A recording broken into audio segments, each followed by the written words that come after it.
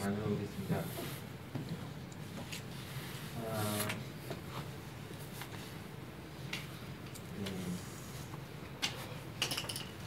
2절에 이제 보시면은 저는 제가 예전에 이제 봤던 이 부분을 좀 이렇게 생각이 들더라고요. 늙은 여자를 어미에게 학습하며 젊은 여자를 일절 깨끗함으로 자매에게 학습하라. 지난번 형님들께서 보신 것처럼 디모데 형님이 이제 좀 젊으신 분이셨습니다. 그래서 이런 어떤 권면이 이제 필요한 이것을 말씀을 하셨습니다. 그래서 특별히 또 그 자매에게 젊은 여자를 대할 때는 깨끗함으로 자매에게 학습하라 이 말씀이 이제 있는데 이번에 참 저희가 복음 집회를 이렇게 준비하고 있습니다. 외국인 복음 집회를 준비하고 있는데 그 복음 집회의 목적은 사실은 이제 복음을 전해서 그 외국인들이 구원받도록 하는 것이 가장 주목적입니다. 다른 어떤 것보다 그렇습니다. 그래서 형제 자매들께서 지금 참 열심으로 기도하실 줄을 제가 알고 있습니다. 그 복음에 있어서 우리가 어떻게 하면은 복음을 잘 전할 수 있을까? 제 자신에게 물어보고 저에게 있어서 가장 필요한 게 뭐냐? 이 하나님이 거룩하신 것처럼 제 자신이 거룩한 것 이것이 가장 이 복음을 잘 전할 수 있는 어떤 그런 준비 자세라고 생각이 들더라고요. 그래서 우리 주님을 많이 배운 성도, 정말 장성한 성도는 그 행동과 그 마음의 생각이 있어서 주님을 많이 닮아가고 주님을 닮는다고 하는 것은 결국 거룩함이라고 하는 그것으로 결과가 된다고 생각이 듭니다. 말씀해 보면은 우리가 성령님께서 우리 가운데 거하시기 때문에 우리는 주님의 전이라고 기록이 되어 있는데 참 제가 그 말씀을 또 이렇게 생각하면서 과연 정말 지상에서 거룩하게 행동을 하고 살아가고 있느냐?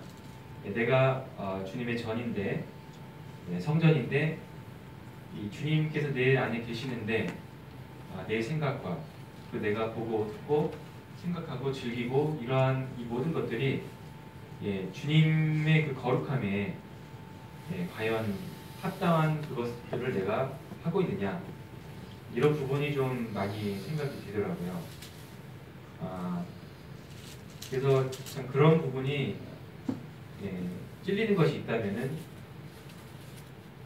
주님 앞에 아뢰고 고백하고 사실은 그것이 어떨 땐 분별이 안 되고 그럴 때도 있지만은 그렇게 해서 양심에 꺼림이 된다면은 그것을 빨리 잘라버리고 계속해서 거룩함을 지키며 주님과 동행해야 되는 이것이 가장 제 개인적으로는 필요한 것이라고 생각이 들었고요. 그 다음에 저희가 이제 복음 집회를 준비함에 있어서도 그 부분이 가장 중요한 부분이 아닌가. 주님께서는 이 거룩한 성도들을 통해서 역사하신다는 이 생각이 제가 들었습니다. 그래서 기도와 함께 참 제 자신이 거룩함 이것을 숙제로 과제로 제가 생각이 들었습니다. 4절에 만일 어떤 과부에게는 자녀나 손자들이 있거든 저희로 먼저 자기 집에서 효를 행하고 부모에게 보답하기를 배우게 하라. 이것이 하나님 앞에 받으실 만한 것입니다. 제가 이제 원어까지는 볼 수 없고 그냥 영어로 이제 보니까 영어 성경에는 이렇게 돼 있더라고요. 그들의 이 종교성을 경건을 가족들을 돌봄으로써 실행하는 것이다. 사실 참 요즘에 제 개인적인 또 하나의 숙제가 말씀을 아는 것뿐만 아니라 이것을 어떻게 하면은 실천하느냐. 예, 그 형제님들의 그 권면들이 그 책을 써놓으신 것들 보면은 예, 믿음을 실천하는 것 이것이 참 예, 우리 성도들에게는 참 필요한 것이다 하는데 사실 저도 그 믿음을 실천하는 이 부분을 한번 더 주의 깊게 행하고 해야 될 필요가 있다 이렇게 예, 생각이 들었습니다. 그리고 5절 말씀에 참 과부로서 외로운 자는 하나님께 소망을 두고 주야로 항상 간구와 기도를 하거니와 이렇게 되어 있는데 이 말씀도 이렇게 참 좋았습니다.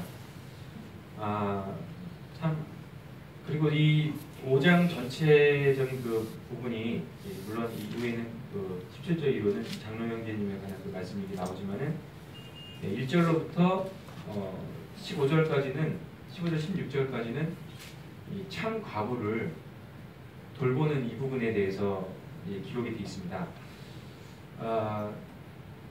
구약의 말씀과 또 우리 주님의 그 행적을 이렇게 볼 때 주님께서는 이 가난한 자들에 대한 이 돌봄, 심지어는 그 땅을 묵혀둠으로써 그 짐승들도 먹을 수 있도록 나무에 그 또 이제 까치밥처럼 이제 그런 것을 또 남겨둠으로써 다 따지 말게 하셔서 이제 그런 짐승들도 예, 그 먹이시는 그런 주님의 그 자비하심을 참 많이 보게 되는 것 같습니다. 종로 쪽으로 이렇게 좀 가다 보니까 저쪽으로 가다 보니까 정말 그 까치밥이 있더라고요. 감이 아주 크게 열렸는데 다 안 따고 한 20개 정도가 딱 붙어 있어요. 근데 정말 까치가 와서 그거를 이렇게 계속 먹고 있더라고요. 참 그것을 이렇게 보고 참 하나님은 이 가난한 자들 또 연약한 자들에 대한 이 관심이 많고 참 그들을 돌보라고 이렇게 저희들에게 하시는 것 같습니다. 그래서 또 교회에서는 이 과부 지금도 이 참 홀로 계신 분들은 살기가 좀 어려운데 이때는 더 어렵지 않았을까. 그래서 그분들을 명부에 올려서 계속적으로 도우라고 이것이 이제 마땅한 의무고 그 다음에 먼저 이제 자식들이 있으면 그 자식들이 또한 그런 일을 해야 된다. 그렇지 않으면은 믿지 않는 사람보다 더 악한 자다. 아주 참 통렬히 이렇게 말씀을 하시는 것 같습니다. 이 가난한 자들에 대한 이 돌봄에 대한 묵상이 이제 참 선하신 주님에 대한 그것이 좋았고요. 근데 또 5절 말씀을 보면서 참 과부로서 외로운 자다. 이제 아무것도 없습니다. 자식도 없고 남편도 없고 혼자밖에 없어요. 그 사람은 어떤 사람이냐? 소망을 하나님께 두고 주야로 항상 기도와 간구를 한다. 참 제가 이걸 볼 때 우리 이 교회가 지상에서 이렇게 걸어가고 유지되고 또 많은 것들을 행하지만 이 기도의 힘, 특별히 이 과부의 이 기도, 참 이것이 얼마나 강력한 기도일까. 강력하고 참 놀라운 기도가 아닌가. 흔히 예전에 그런 말을 들은 적이 있습니다. 주님은 각부원 받은 그 자녀의 기도를 잘 들어주신다고. 딱 태어나자마자 딱 구원받고 나서 정말 영세인데 하나님 이렇게 해주세요, 저렇게 해주세요 할 때 하나님께서 그 기도를 얼마나 순수하게 순수한 그 기도를 이렇게 들어주시지 않겠냐고. 근데 또 이 모임에 또 이 자매님들의 특별히 이 과부라고 했을 때 이 외롭고 정말 오로지 주님밖에 부르실 분이 없는 이분의 이 기도와 간구를 주님께서 정말로 다 들어주시고 그것으로 말미암아 주님이 그 능력을 발휘하게 되고 우리가 또 그 능력을 힘있게 되지 않는가. 이렇게 생각할 때 참 주님의 그 능력천은 능력이 공급되는 이 동기는 이러한 또 기도에 있구나. 정말 열정적인 끊임없는 이 기도에 있구나 하는 그것을 제가 묵상하게 되었습니다. 이상입니다.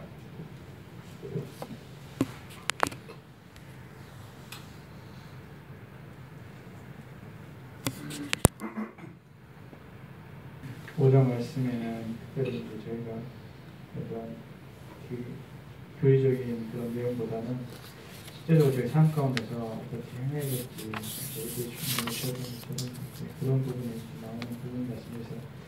이런 모습들을 좀 저희가 저희 삶을 비춰보고자 하는 마음이 있었고, 첫 번째로 6절, 2절 봤을 때 노인분들과 또 젊은이들 이렇게 대할 때 저희가 이 교회에서의 어떻게 행해야 될지 아버지고 어머니고 형제와 자매로서 다시 얘기하면 이제 가족이라는 생각이 들었습니다. 저희가 한 예수 그리스도의 안에서 저희가 한 가족이고 하나의 지체가 됐다고 말씀하셨는데 지체보다는 가족으로서 우리가 주님 안에서의 가족으로서 형제이고 자매이고 아버지고 어머니라는 그 사실이 먼저 이렇게 생각이 들면서 저희가 대할 때 어떠한 마음으로 형제 자매님들 대해야 되는지 가족으로서 가족처럼이 아니라 가족으로서 저희가 대하는 것이 마땅함을 이렇게 보게 됩니다. 그래서 가족처럼 저희가 저희가 대하고 지내야 되는 것을 한번 생각해 보게 됐고, 3절부터 나눠주신 것처럼 16절까지 참 과거에 대해서 이렇게 길게 이렇게 나오는 거 이렇게 많이 참 특이하다는 생각이 들었습니다. 이렇게 과거에 대해서 굉장히 자세하게 또 이 많은 분량을 들여서 이렇게 했는데, 특별히 과거에 대해서 이렇게 많이 말씀하셨을까 이렇게 생각을 하게 되면 신약 시대에 또 예수님도 그랬지만 정말 의지할 곳이 없는 이 과부라는 게 고아와 과부를 이렇게 초대교회에서도 이렇게 공개하고 그들을 돌봐왔던 것, 그리고 그들을 돕기 위해서 이렇게 힘썼던 것을 보게 되면서 고아나 과부는 어떠한 도움을 받을 수 없는 사람들이거든요. 그래서 참 과부라고 이렇게 나오는 거죠. 참 과부가 어떤 친척이나 가족이 없고 정말 아무 도움을 받을 수 없는 그런 사람을 이렇게 고아와 과부로 이렇게 저희가 볼 수 있습니다. 그래서 특별히 저희가 그 과부에 대해서 많은 말씀을 이렇게 하신 걸 보게 되고, 정말 의지할 곳 없고 이렇게 도움이 없는 곳에 저희가 도와야 되고 마땅히 돌보아야 된다는 생각을 합니다. 저희가 어떤 사람을 도울 때 그가 다시 갚을 것이 있는 사람을 돕지 말고 오히려 같이 갚을 수 없는 사정이 있는 사람들을 도우라고 했는데, 참 저희가 이런 마음을 다시 한번 생각해 봐야 된다는 생각이 듭니다. 그리고 저희 교회에서도 이렇게 또 저 자신부터도 정말 어떠한 사람들이 저희가 정말 도와야 되고 실제로 도움을 주어야 되는지 그런 분들을 저희가 찾고 돕는 부분에 또 교회뿐만 아니라 더 나아가서는 이렇게 다른 불우한 이웃을 연말인데 구세군이 딸랑거리는 그런 모금을 하고 있는데, 참 가난한 사람들에 대해서 이렇게 주님 부탁하셨고 그랬던 것처럼 저희가 이 부분에서 너무 연약하기보다는 못하고 있지 않나는 생각을 하게 됩니다. 그래서 정말 이런 가난한 자들을 도와주고 아무 그 도움을 받지 못하는 자들을 이렇게 신경 써야 될 것을 다시 한번 이렇게 말씀을 통해서 보게 되는 것 같습니다. 또 8절에 또 이제 가족이란 말이 나오는데, 누구든지 자기 친족, 특히 자기 가족을 돌보지 아니하면 믿음을 배반한 자요 불신자들과 악하다 말씀하셨습니다. 참 저희 가족들, 육신의 가족뿐만 아니라 이렇게 주님 안에서의 가족들도 동일하다는 생각이 들면서 돌보지 아니하면 믿음을 배반했다 이렇게 말씀하고 있고 또 불신자보다 악하다 이렇게 말씀하고 있는 것입니다. 서로 저희가 다시 한번 가족임을 기억하게 하고자 하는 마음이 있고 이런 가족을 돌볼 책임이 저희 가운데 분명히 있게 있는 것을 다시 한번 이렇게 보게 된 것 같습니다. 그리고 디모데에게 마지막 이제 그 범죄 20절에 보면 범죄한 자들을 꾸짖고 특별히 또 장로에 대한 고발은 대증명이 없으면 하지 말 것이요 하고 또 범죄하던 자들에서 20절에 이렇게 나오고 그러면서 이제 바울 사도가 그 디모데에게 엄히 명한다 이렇게 말한 부분이 있는데 그 부분이 뭐냐면 편견과 불공평입니다.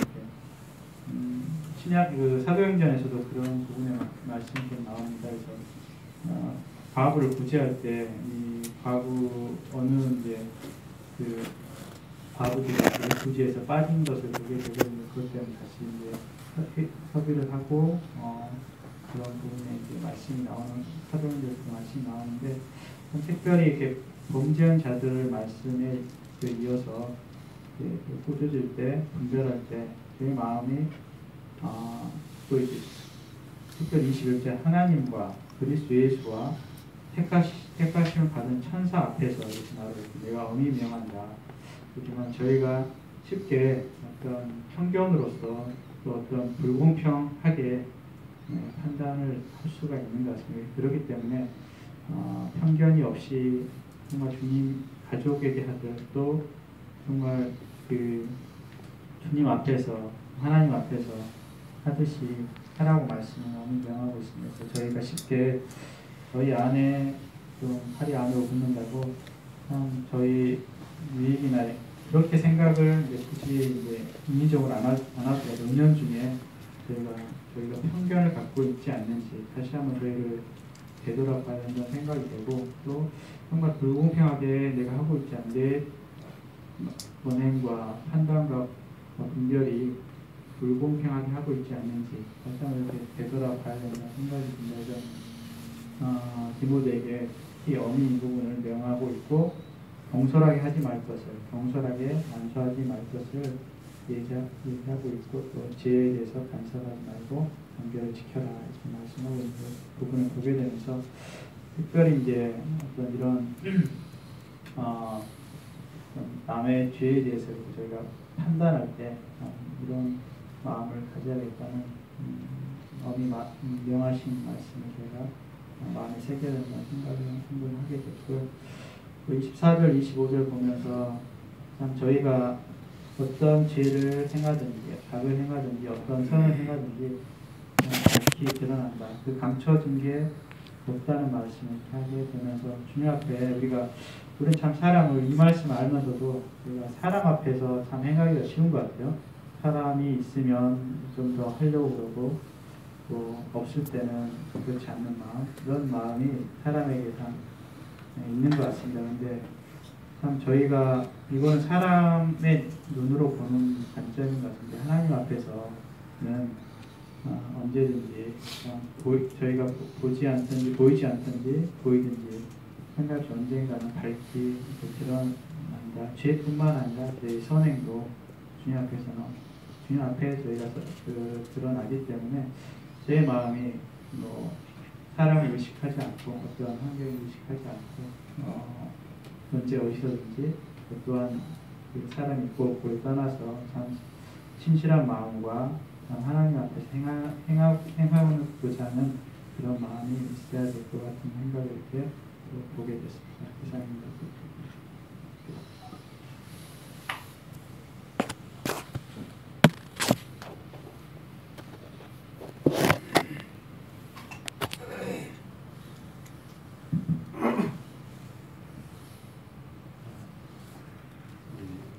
오장이 이렇게 보다 보니까 기름 안에서의 그 아들이 디모데가 교회 안에서의 여러 성도의 유형들이 있는데 그 여러 성도의 유형들에 대해서 가져야 하는 그런 태도들에 대해서 믿음 안에서의 아비된 사도 바울이 디모데에게 태도적인 측면으로 어떻게 이들을 대한 것인가 이 부분에 대한 것을 대하는 것을 보면서 굉장히 그 자상한 그런 느낌을 이렇게 갖습니다. 1절에 보니까 늙은이, 노인 이렇게 얘기하는데 보다 보니까 그 생각이 나요. 두 달 전인가요? 저희 청소년들한테 같이 이렇게 좀 토론을 했어요. 토론을 했는데 그때 노인 자살률이 좀 늘어나가지고 왜 노인들이 자살을 하냐 그 부분에 대한 것들을 이제 아이들이 아이들 나름대로 왜 그런가를 이렇게 쓰게 있는데 또 그래서 이제 노인이 되면은 좋은 점과 나쁜 점을 이렇게 좌우로 나눠가지고 쓰게 했어요. 근데 이제 나쁜 점만 이제 많고 좋은 점이 별로 없더라고요. 좋은 점이 이제 경험이 많고 그리고 이제 어떤 여유가 있고 그다음에 이제 한가롭고 그런 부분에 대한 것만 있지 다른 부분에 대한 거는 굉장히 안 좋은 이렇게 지치고 숨가쁘고 또 어떤 애들은 또 굉장히 별로 이렇게 안 좋은 그런 것들을 이렇게 쭉 하면서 우리가 이제 나이 드신 분들에 대한 그런 부분들에 대한 것들을 이렇게 선입견들이 아이들조차도 그런 것들을 가지고 있고 그렇게 잘하고 있고 있다는 걸 보게 됐어요. 그래서 이렇게 너희들이 이제 이렇게 노인이 된다. 너희들이 바로 이제 이런 상태가 된다 말이니까 애들이 그래요. 그러면서 이제 또 좋은 점을 또 발견하려고 그때부터 오른쪽에 장점을 이렇게 발견하려고 그들을 적으려고 애를 쓰더라고요. 그러니까 이게 어찌 보면 교회 가운데에서 그 나이 드신 분들에 대해서 성경에서는 아버지에게 하듯 하라 했거든요. 그 아버지가 저희 아버님도 지금 그러시지만은 몸이 아프거나 또 어떤 지적인 측면이 떨어지거나 또 예전처럼 저 같이 이렇게 같이 놀아주거나 같이 이렇게 다닐 수 있는 입장은 안 돼서 그 관계적인 부분에서 아버지라는 거죠. 그러니까 성경에서는 이제 아버지를 대하듯이 이제 그렇게 대하라고 이렇게 말씀하고 있거든요. 그러니까 그분의 그 삶의 역사들을 우리는 한 분을 볼 때, 나이 드신 분을 볼 때 그 삶의 어떤 역사들을 통해서 그분에게 참 있는 그런 아버지와 같이 대하면서 아버지를 딱 볼 때 처음에는 표면적인 건 보이겠지만 그 이후에 그분과의 그런 역사들이 생각나잖아요. 예전에 저하고 이렇게 같이 거닐었던 거, 또 저에게 얘기해 주셨던 거, 그리고 또 혼내켰던 거 여러 가지가 있듯이 이렇게 나이 드신 분들에 대해서 아버지에게 대하라는 것은 굉장히 중요한 부분인 것 같아요. 그냥 우리도 이제 이렇게 되니까 이 좋은 이런 태도에 대한 좋은 이런 유전들이 교회 가운데 이제 계속 이어질 때 그 교회가 굉장히 견실하고 아름다운 그런 그 유전들이 계속적으로 이어질 수 있는 건강한 교회라는 생각이 듭니다. 그래서 이 부분에 대한 것들이 다가왔고요. 그 다음에 젊은이들에게는 형제들 하듯 하라 그랬는데 형제들에게 하듯 하라고 한 것이 과연 무슨 의미일까 생각해 보니까 형제에 대해 할 때 이제 어떻게 보면은 형제를 향해서 정이 있잖아요. 그리고 사랑이 있고 그리고 잘못했을 때 또 어떻게 보면은 막 뭐라고 그러잖아요. 그리고 또 그에 대해서 또 투닥투닥하면서 뭔가에 대해서 이제 그 깊이 관여를 하잖아요. 근데 이제 우리가 이렇게 젊은이들에게 그냥 요즘 젊은이들 그래, 아유, 교회 다녀도 뭐 마찬가지야, 이렇게만 끝날 것이 아니라 형제에게 대하듯이 그에게 이제 대할 수 있는 그것이 이제 참 건강한 교회가 아닐까라는 생각이 들어요. 우리가 과연 젊은 형제에게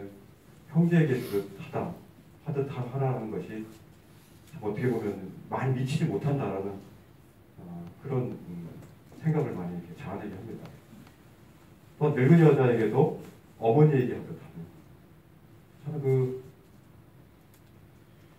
어머니의 따뜻함이 있지 않습니까? 그리고 그 어머니에게 하는 것은 딸의 입장에서 이제 어머니를 대하라는 거거든요. 그런 부분에 대한 것들을 이 교회 가운데서도 그런 태도를 가지고 하라고 이렇게 말씀하고 있는 걸 보면 좀 이제 굉장히 이렇게 참 중요하다는 생각이 듭니다. 그 젊은 여자에게는, 자매에게는 또 깨끗함으로 이 부분 때문에 많은 참 분들이 많이 넘어지는 것 같아요. 그 부분을 잊지 않고 그 젊은 여자에게는 온전히 깨끗함으로 자매에게 대하라, 그렇게 이 말씀들이 참 태도적인 측면에서 말씀하고 있는 것들을 이렇게 보게 됩니다.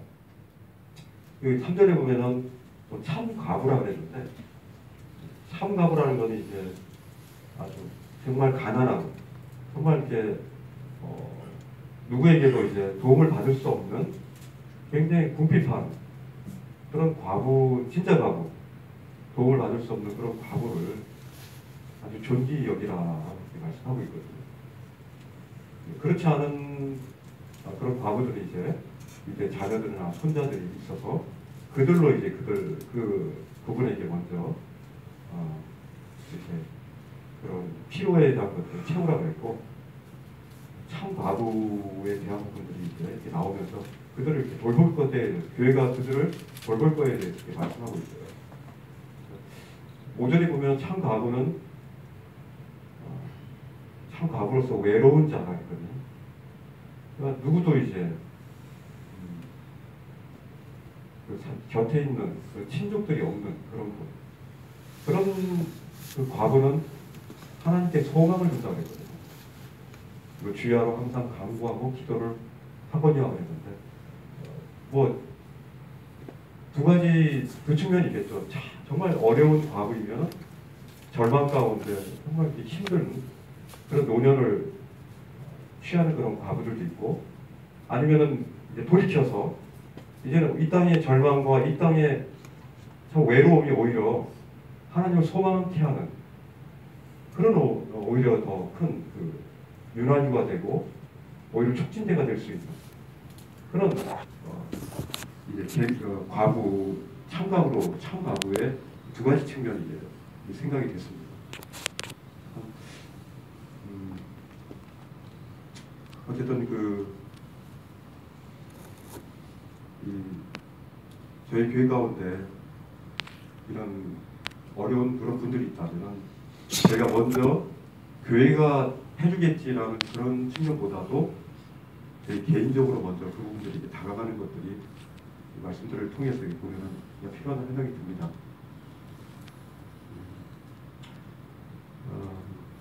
그 다음에 이제 23절인데요. 23절에 보면은 이제 사도 바울이 디모데에게, 그 아들 같은 디모데에게 이제부터 물만 마시지 말고 내 위장과 자존하는 병을 위하여 포도주를 조금씩 쓰라 했는데, 참 이 부분을 보시면 어떤 생각이 드나요? 나도 포도주를 좀 먹어야 되겠다, 와인을. 이런 생각이 이제 처음에 들더라고요. 저도 이제 나도 위장이 별로 안 좋으니까 오늘 좀 포도주 좀 조금씩 괜찮겠다 이런 생각이 드는데, 여기 보면 조금씩 쓰라 했거든요. 조금씩. 참 이제 우리가 참 사도 바울이 아들과 같은 그 디모데에게 참 참 안타까운 그 심정으로 또 이렇게 그 건강을 생각하는 그런 부분들을 이렇게 보게 될 때 참 이렇게 아름답다는 생각이 들어요. 지금은 뭐 약들이 좋으니까 포도주 외에도 위장약이 많지 않습니까? 포도주 굳이 안 써도 될 수도 있을지 모르겠는데 그 당시만 해도 뭐 위장약이 없잖아요. 가스병수도 없고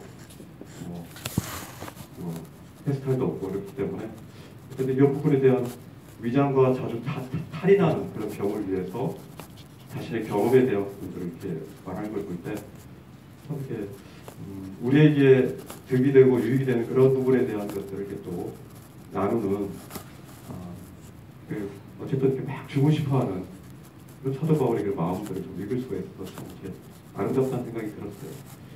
그 다음 절에 보면은 어떤 사람들의 죄는 밝히 드러난다. 그리고 먼저 심판에 나아가고 어떤 사람의 죄는 그 뒤를 따른다. 그러면서 이제 교회 가운데 지어지는 그리고 개인적으로 지어지는 그 죄가 반드시 드러난다.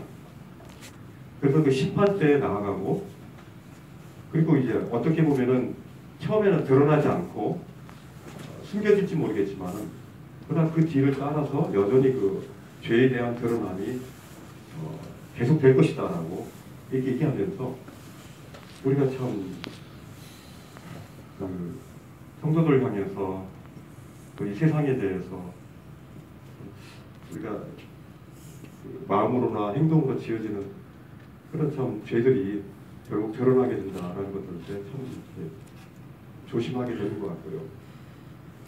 어쨌든 그 25절에 보면 저는 이제 25절이 참 좋았는데 이와 같이 선행도 밝히 드러나고 그렇지 아니한 것도 숨길 수 없느니라. 결국 우리가 주님 앞에서 주님을 바라보고 또 주님 안에서 저도 참 대한민국에 와서 참 많은 이런 그 보이지 않는 그런 분들에 대한 우리 분들이 이렇게 사랑을 보여주시고 기도해 주시고 여러 가지를 많이 받은 것 같은데 우리가 이렇게 밝히 드러나지는 않았지만은 그러나 그것이 이제 결국은 주님 앞에서 드러난다. 결국 숨길 수 없는 그런 선행이라는 것들을 보게 될 때 참 우리가 이 몸으로 우리가 다른 성도들을 향해서 교회 가운데에서 또 약한 자들을 향해서 또 형제들을 향해서 자매들을 향해서 우리가 주님 안에서 참으로 착한 행동으로 보여준 이 선행들이 자기의 어떤 대가를 아까 형제님 말했듯이 그에 대해서 계산적이지 않고 그냥 주님의 마음으로 그냥 이렇게 주님의 그 하시라고 하는 그것들을 그냥 그대로 이렇게 행했을 때 그게 드러난다는 것, 숨길 수 없다는 것을 보게 될 때 우리의 삶의 작은 그런 선행들이 결국 주님 앞에 하늘나라의 창고에 쌓아질 것에 대한 부분들에 대한 참 소망들이 이렇게 생긴다는 생각이 듭니다. 이렇게 참 성도들 향해서 또 이렇게 주님 안에서 우리의 모든 이런 좋은 태도들이 주님 안에서 다 계산되어진다는 지금 이 땅에서는 우리가 밝히 드러나지 않겠지만은 주님 나라에 가서 주님 앞에서 이런 부분들이 숨길 수 없다는 그런 부분들에 대한 것들을 말씀을 보면서 생각하게 됐습니다.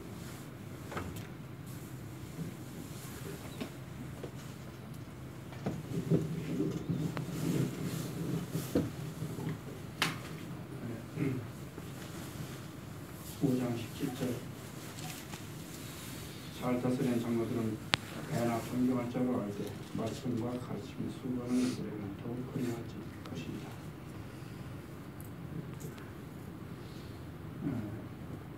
자매님들의 봉사일과 형제님들의 봉사일이 구별되어 지는 것도 필요한가 생각됩니다.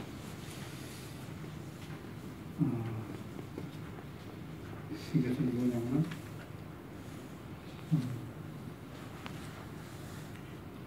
형제님들의 일과 자매님들의 일, 그 자매들의 일에 해야 할 일을 형제님들이 그 사랑으로 또 봉사일로 솔선수범하여 도와주기 위해서 하는 것이 참 좋은 건데 그게 조금 제가 볼 때 저기 명단에 앞쪽에 명단에 있는 것이 조금 제가 조금 그렇습니다. 형제님들의 해야 할 봉사일이 많이 있습니다. 교회를 위하여 형제들이 합당함으로 봉사를 해야 되고 교회에 효율성 있게 해야 될 것입니다. 에베소서 4장 12절에 보면 성도를 온전케 하며 봉사일을 하게 하며 그리스도의 몸을 세우려 하십니다.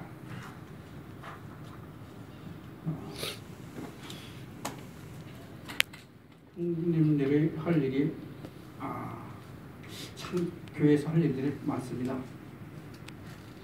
말씀을 전하시는 분들은 말씀의 준비를 해야 되고 상담도 해야 되고 여러 가지 할 일들이 참 많죠. 그래서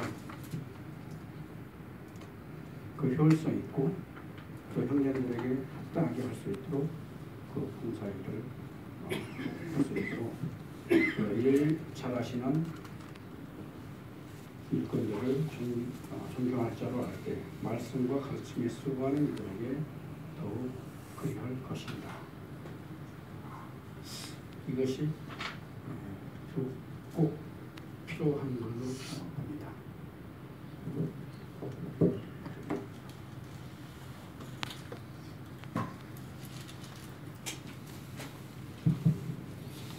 네.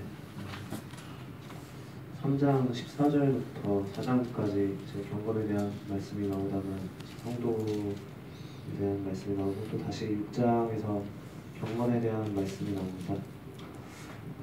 제가 생각해봤을 때 이 4, 5, 6장은 이어지는 말씀이 아닌가라고 생각이 드는데 4장에서 이제 개인적인 경건에 대한 말씀이었다면 5장에서는 이제 실제적으로 교회에서 나타나는 경건한 삶의 모습을 이야기하고 있다 생각하고 이제 6장에서는 더 나아가서 세상으로 나아가는 저희들의 경건한 모습에 대해서 이야기를 하고 있다고 분별이 되었습니다. 4장 제 15절에 보시면 이 모든 일에 전심전력하여 너의 성숙함을 모든 사람에게 나타나게 하라 라고 이제 바울이 디모데에게 이제 이렇게 말하는 내용인데 이 성숙함이 모든 사람에게 나타나는 이 모습을 이제 5장에서 보여주고 있다 생각이 들었습니다. 이제 많은 형제님들께서 나누신 대로 5장에서 성도들에게 우리가 어떠한 태도로 대해야 되고 정말 어떠한 얼마나 가족처럼 대해야 되는지 이런 말씀들이 이제 나오는데 자세한 내용들은 이제 형제님들께서 많이 하셨기 때문에 우리가 이제 우리의 개인적으로 일단 먼저 경건에 힘쓰는 것을 이제 가장 먼저 해야 될 일이고 두 번째로는 이런 자기가 힘쓴 자기 개인의 연단과 또 성경 읽기와 기도로서 이거 경건한 힘썼다면 다음으로는 교회에서 이제 우리가 성도들에게 정말 내 가족처럼 대하는 것도 경건에 이르는 삶이라고 바울이 이야기하는 것 같았습니다. 이상입니다.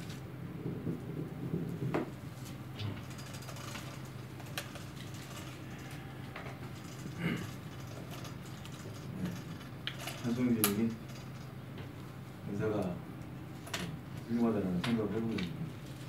말씀을 전반적으로 공부하고 잘 살피고 이해하고 있는 것이었는데 저는 청년들한테 세대를 이어서 일꾼들을 보내주시는 것, 또 얘기하시는 것을 감사드립니다. 저도 동일한 분별을 하게 됐는데 전장까지 바울이 디모데에게 목회자로서 가져야 될 근본적인 자세 그리고 경계해야 될 그리고 태도 교회를 하나님이 주신 믿음 안에서 어떻게 지켜나갈 것인가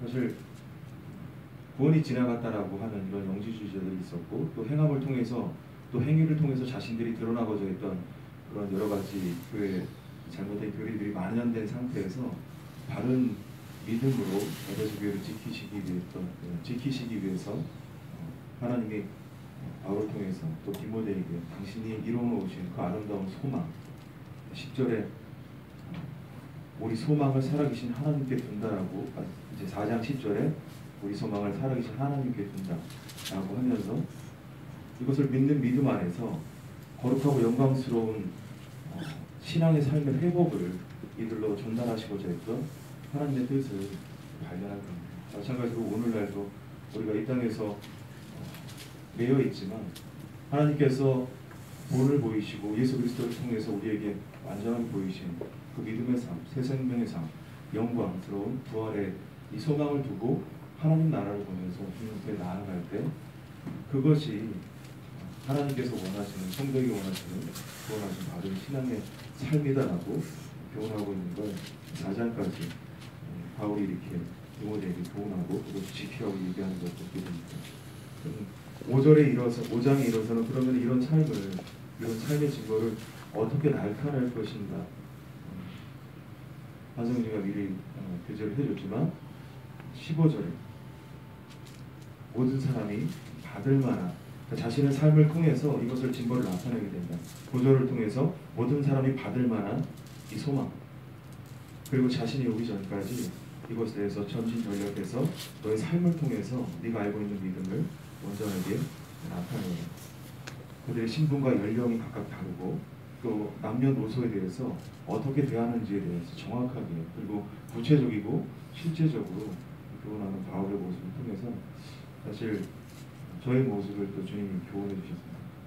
특별히 제가 말씀을 통해서 개인적으로 예전이나 지금이나 계속 마음에 품고 짐처럼 있는 말씀이 5장 4절이에요. 5장 8절 누구든지 자기 친족 특히 자기 가족을 돌아보지 아니하면 믿음을 배반한 자요 불신자보다 악한 자니.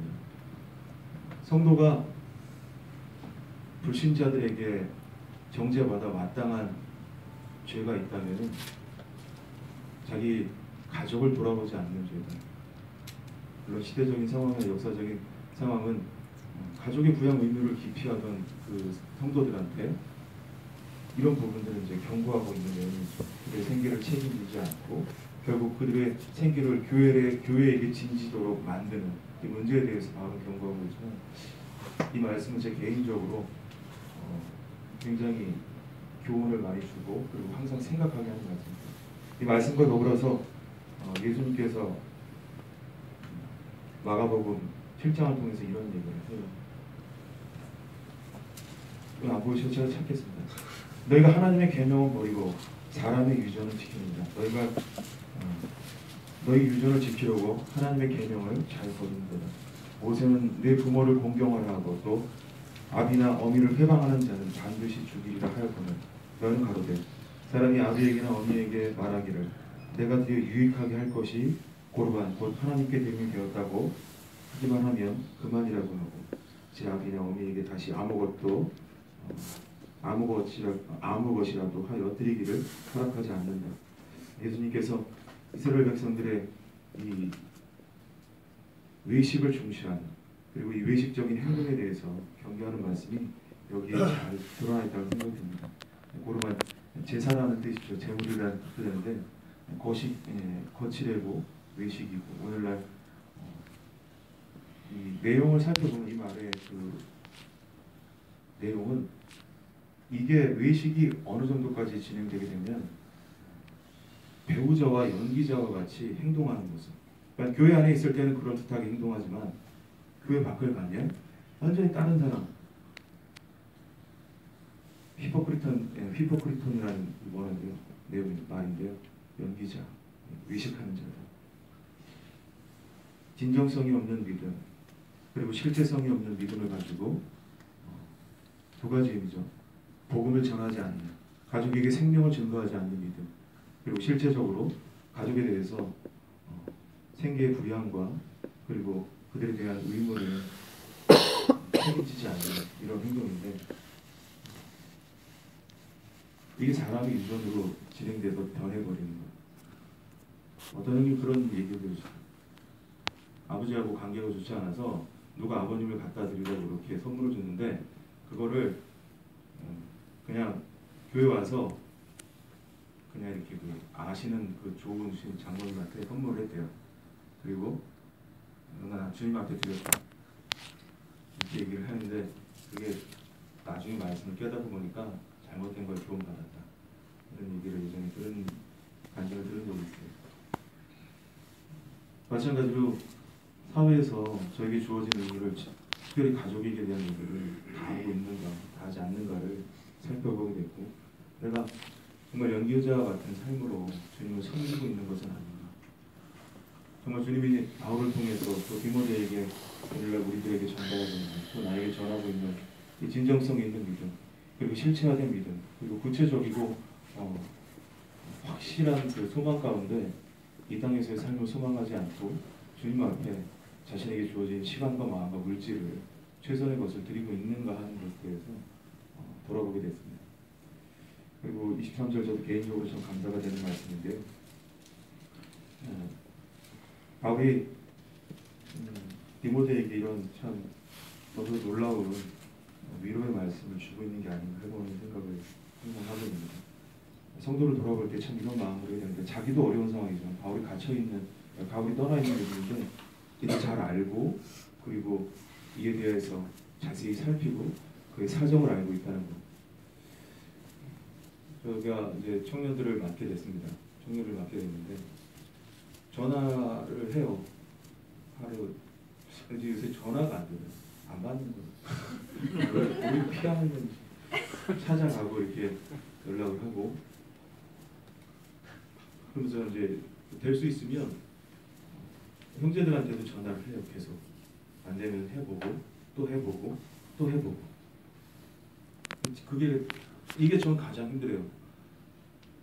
종의 막상 그들에게 종이 되겠다고 말씀을 통해서 했지만 그 종이 되는 것만큼 가장 힘든 건 없어요. 힘들고 하고 싫고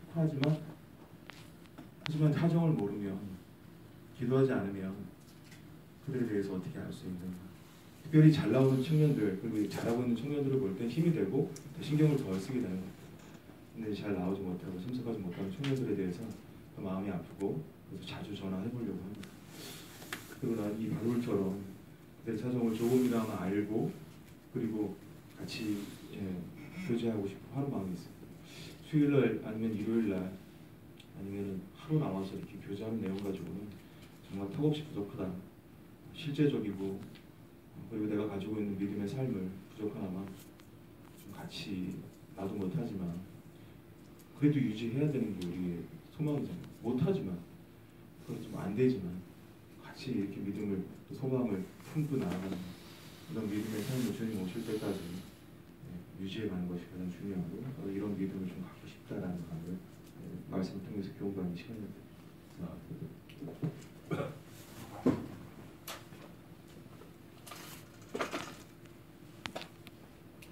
아까 안봉근 형님께서 왜 과부를 썼나 그 성경에 귀한 페이지 장페이지에 걸쳐가지고 저를 들려가지고 썼나 했더니 과거에 대해 생각해 봤습니다. 영어로 위도우고 과거는 참 연약합니다.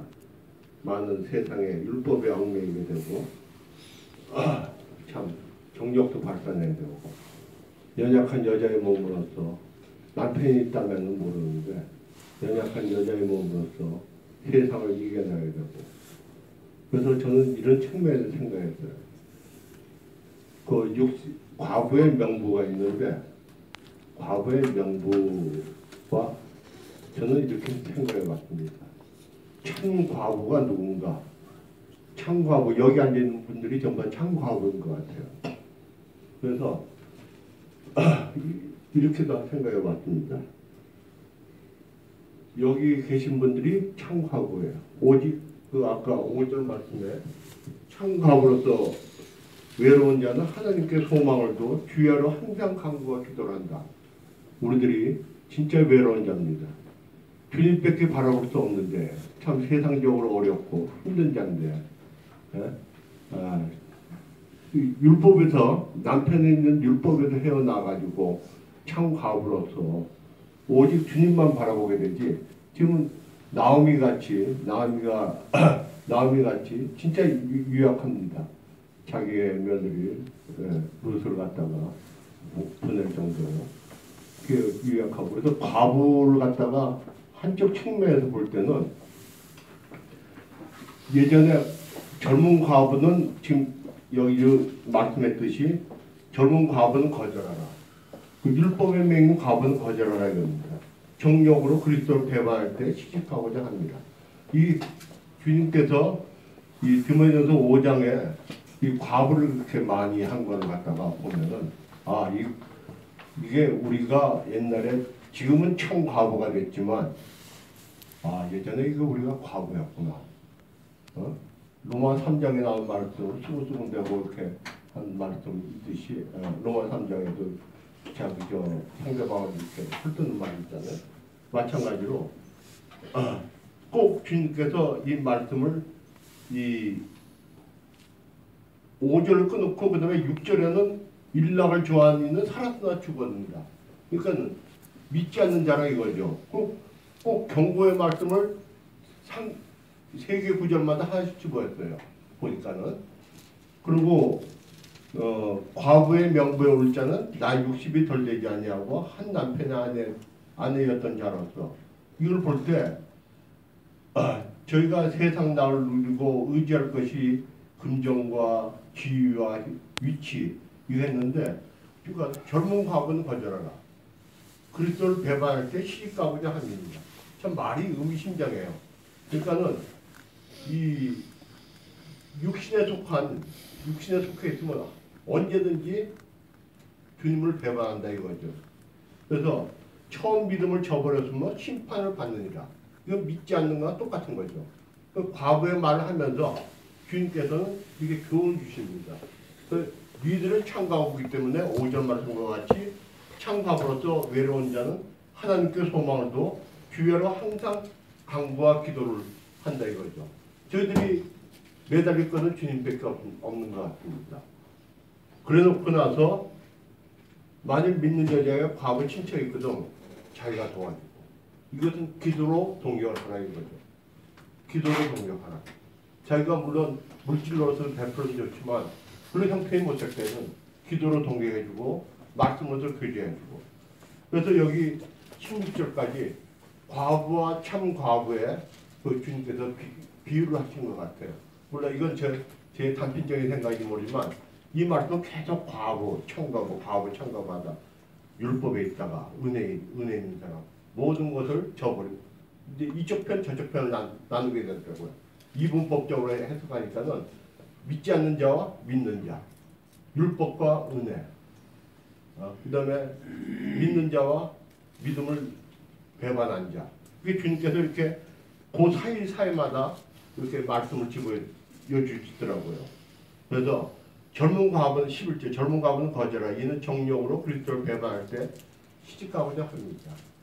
다 같이 믿는다 하지만 젊은 과부는 욕망도 있고 의지하기도 하고 눈도 많이 세상 안목의 정욕 때문에 자기가 빠지게 되고 그래서 이 과부와 참과부를 갖다가 이거는 잠언이나 전도서에 들어갈 말씀인데 주님께서 굳이 과부를 비유해서 우리들한테 교훈 주신 거는 너희들은 참과부가 되야 됩니다. 외로울 때는 주님 앞에 나한테 소망을 두고 주여로 항상 간구와 기도를 하라. 이런 말씀 같아요. 글쎄 제가 좀 제 생각이 좀 너무 좀 뛰어넘은지 모르지만 그 다음에 가서 이제 형제가 나옵니다. 갈라디아서 5장 15절에 보면 서로 물고 먹으면은 비참함과 춤추었습니다. 근데 장로를 송사할 때는 일반적으로도 송사할 때 힘든데 장로를 송사하면은 결국은 교회가 이 교회는 주님께서 세우신 교회인데 교회를 흔드는 거죠. 그러니까는 여성과 여자분을 대하고 또 남자분을 이렇게 나옵니다. 이 성경이 5장에서 이렇게 나옵니다. 그래서 21절에 하나님과 그리스도 예수와 택하심을 받은 천사들 앞에서 내가 엄히 명하노니 너는 편견 없이 이것을 지켜 아무 일도 팽백되이 하지 말며 이렇게 했습니다. 그리고 아까 성희형님께서 말씀했는데 저는 이 포도주 말씀이 나왔는데 포도주 조금씩 쓰라는데 그런 의미에서 이거 볼 때 육체 연습은 약간의 유익이 있다고 고찬장에서 얘기하는 거죠. 그러니까는 그 믿음을 위해서 말씀과 기도도 굉장히 중요하지만 물만 말씀과 기도도 중요하지만 육체 유익이 되는 것도 유익이 되는 것도 조금씩 쓰라. 그러니까 사도 바울님께서 주님을 통해서 사도 바울님께 육체 연습되는 것 조금만 쓰라 이렇게 말씀하신 것 같습니다. 그래서 이 5장 이거는 과거의 장은 저희들이 나는 청과부다. 의지할 때가 전혀 없다. 나오미와 같은 사람이다.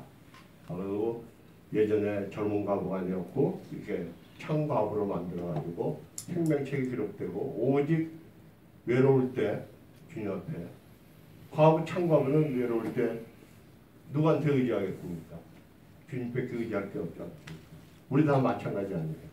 외롭고 쓸쓸하고 참 도움을 받을 때 청과부의 같은 심정으로서 나오미와 같이 이렇게 매달린 심정으로서 이렇게 기도하고 주님께서 들으시지 않나 생각합니다.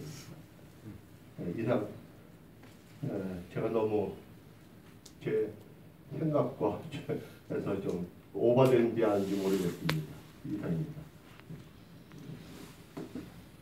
5장 이렇게 말씀드리면서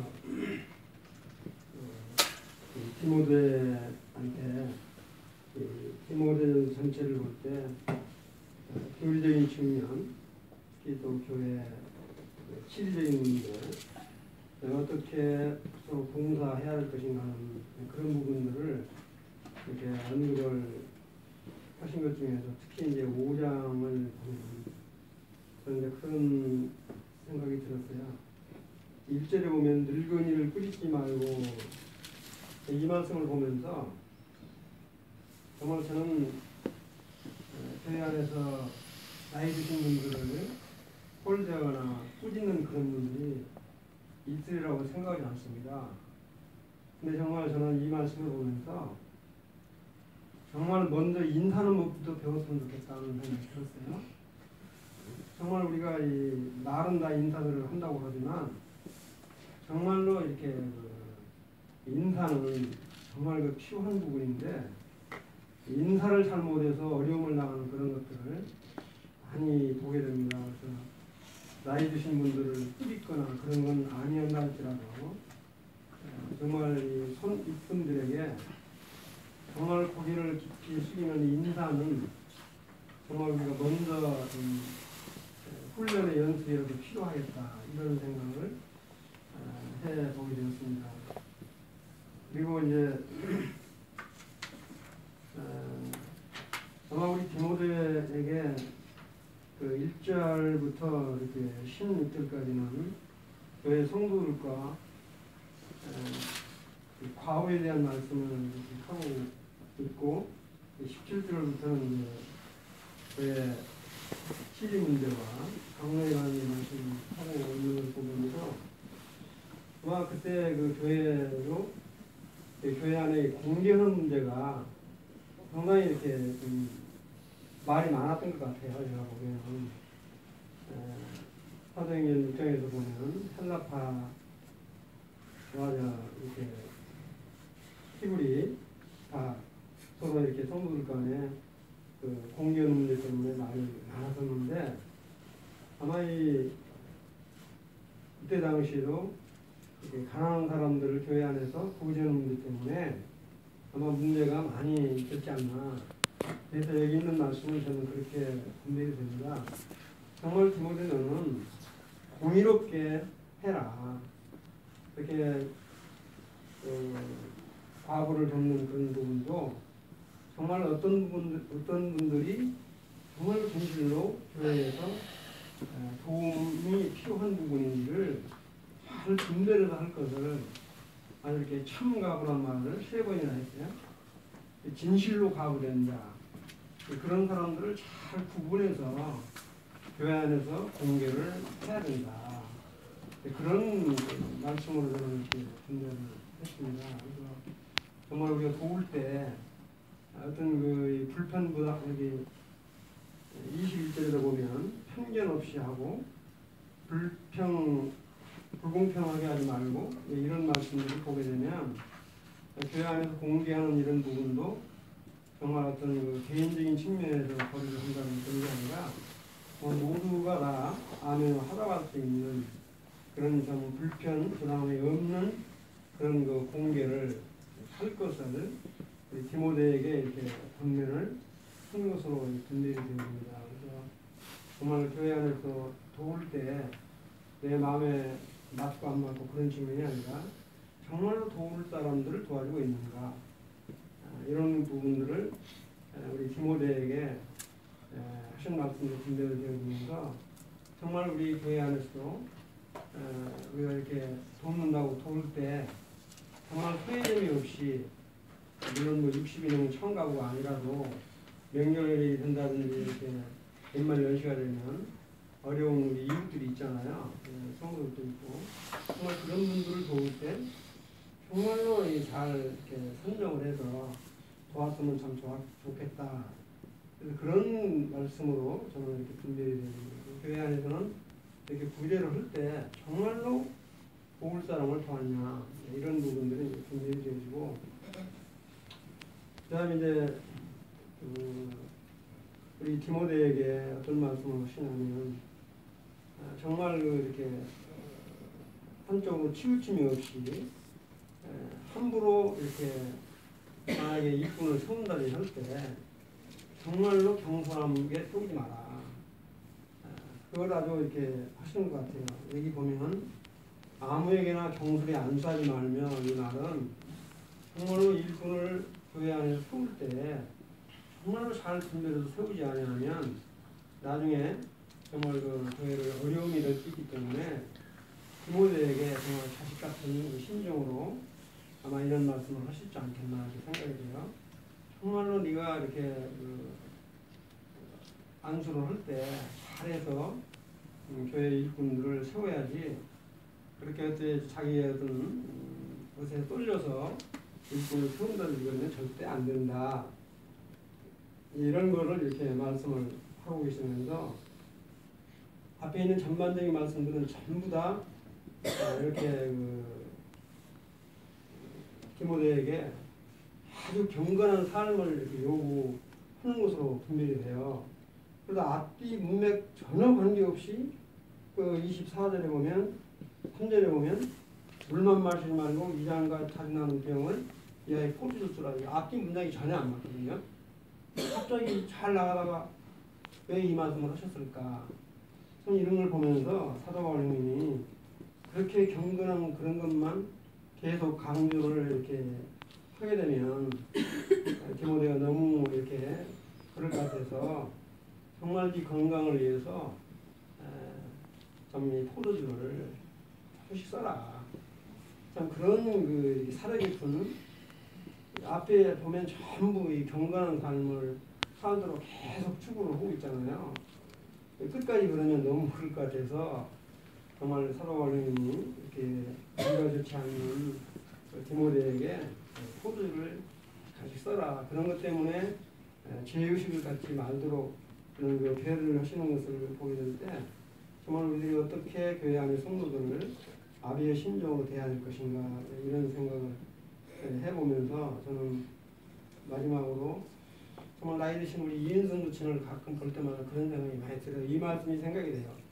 그 부친을 배울 때마다 물론 그분이 뭐 가부는 아니지만 이렇게 80이 다 되신 그 부친을 배울 때마다 참 그런 생각이 많이 돼요. 어떻게 전 부친을 이렇게 모셔야 되는 것인지 어떻게 대해야 되는 건지 이런 생각이 들 때가 참 많이 있습니다. 그래서 늙은이를 부딪히지 말고 이 말은 정말 우리 교회 안에서 인사하는 것부터 좀 잘했으면 좋겠다.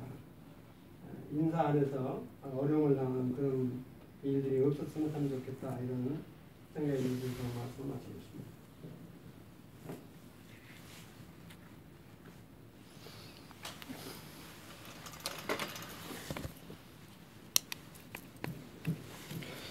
저는 디모데전서 5장을 보면서 잠깐 나누고 싶은 부분은 이 디모데 전서가 목회 서신이라고도 하지 않습니까? 디모데가 에베소 교회의 목양과 가르치는 일을 맡게 되었는데 5장이 주로 이제 구제에 관한 부분을 다루고 있는 것으로 좀 보여졌어요.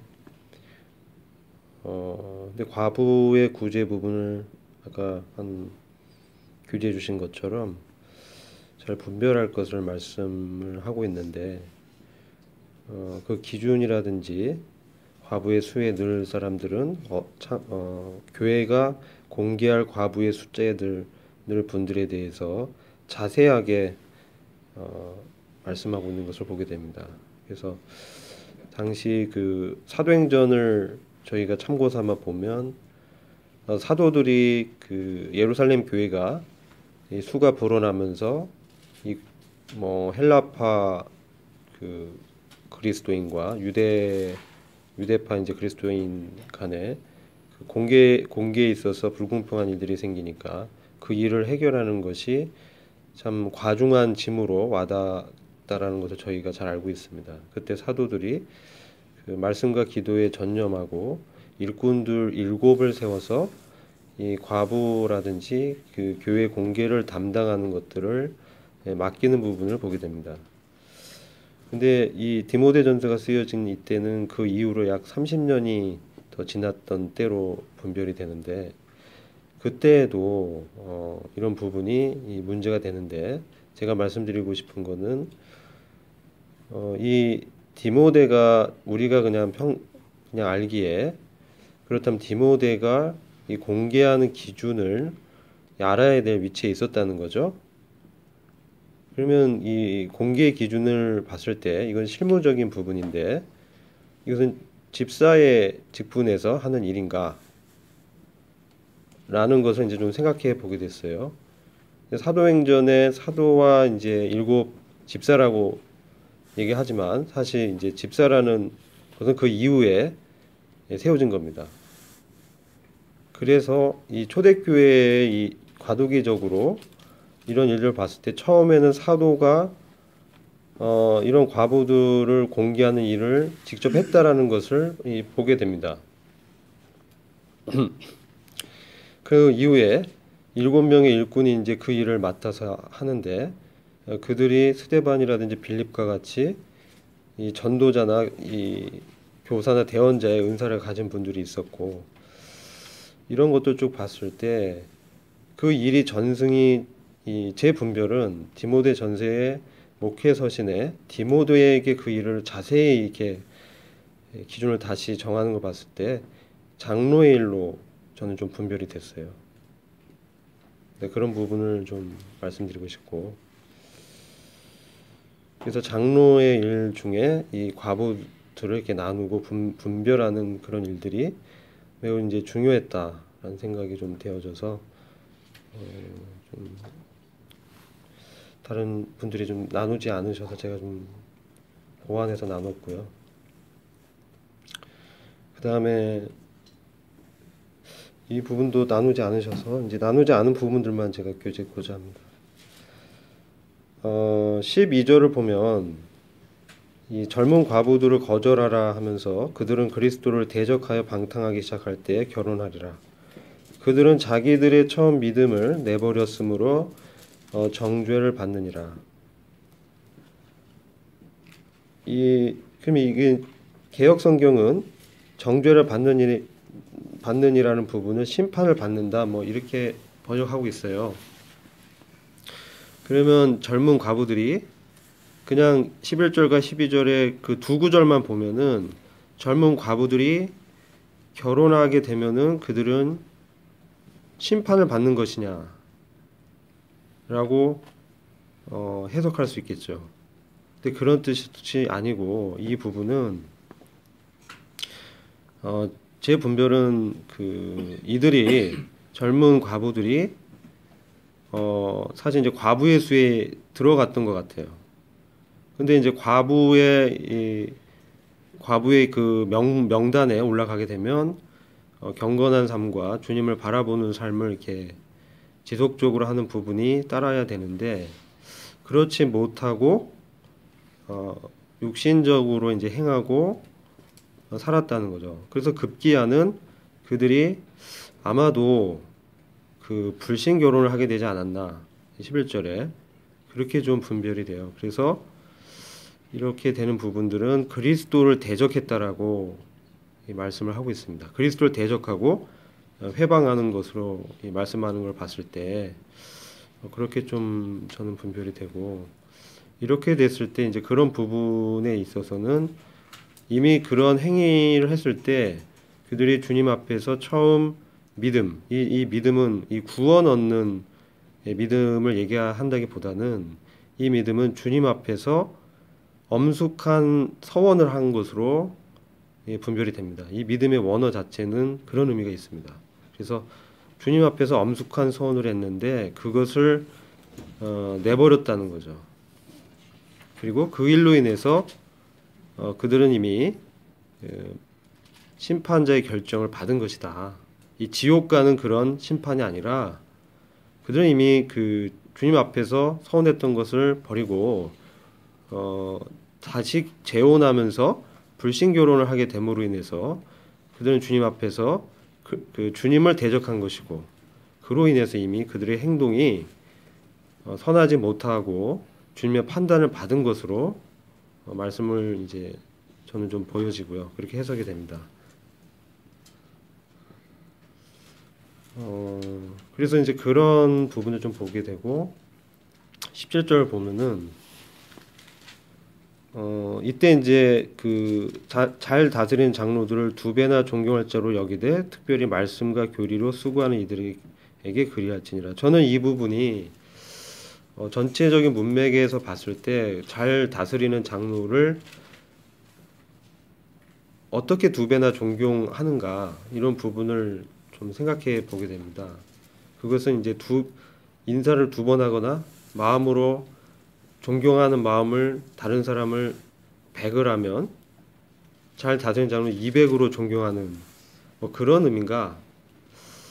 근데 이 17절은요, 이 두 배의 존경은 일반적인 존경과 더불어서 물질적인 이 구제를 했다는 것입니다. 이 두 배의 존경이라는 것은. 그래서 그들이 여기서 특별히 말씀과 가르침, 교리로 수고한 이들에게, 그들이 이제 장로 일을 하면서 장로들이 이제 가르치는 일에 말씀과 교리로 수고하는 일을 하다 보니까 자신의 어떤 그 영역을 직업의 영역이 줄어들게 되죠. 그러다 보니까 생업에 종사하는 시간보다 그것을 떼가지고 뭐 이를테면 전업하다가 뭐 아르바이트로 뭐 전화한다든지 이렇게 된 것이죠. 그러다 보니까 이제 삶에 문제가 생긴 거예요. 그럼 이런 분들을 어떻게 교회에서 존경을 표하냐? 두 배의 존경은 그런 분들은 물질적으로 이 구제할 것을 보상할 것. 여기서는 이 가난한 사람의 구제보다는 보상의 구제로 생각이 됩니다. 그래서 그런 분들이 그 일들을 할 수 있도록 교회에서 할 것을 디모데에게 특별히 이렇게 바울이 권면한 것이죠. 왜냐하면 사실 바울의 생애를 보면 자비량으로 섬겼거든요.